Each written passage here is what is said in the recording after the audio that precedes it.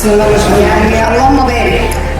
انا مبسوطه بصراحه، مبسوطه ان انا في وسطكم، والنهارده الازهر واخدكم اولى ان انا مش ازهريه، لكن كنت اتمنى ان انا اكون من الازهر، لان ده شيء يفتخر له الجميع ان يكونوا جزء من هذه الامجاد الكبيره، وسام لكل المسلمين علشان يجي يدرسوا داخل مصر في الازهر الشريف.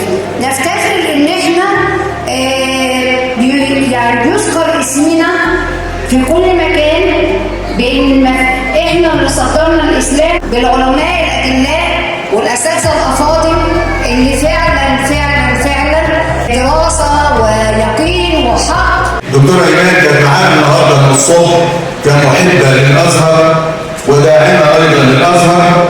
دكتورة إيمان أو مؤسسة البيت كانت هي الراعي الرئيسي. أنا بشكر الدكتور جمال عبد ربه يعني شكر خاص لكل حاجة جميلة هو عملها معايا وعملها مع الشركة وعملها في الكلية.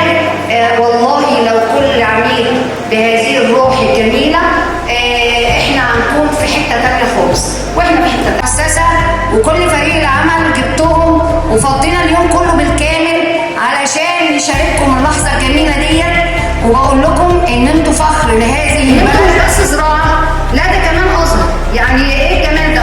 ما شاء الله. مؤسسة آل البيت وإيمان المصري جروب دلوقتي بقى شغال معانا في الشركة. مبسوطة ان محمد من أحد أبنائي حاليا، هو زمان ان هو ابنه طول العمر، وهو دلوقتي بقيت من أحد أبنائي يعني دلوقتي. مبسوطة جدا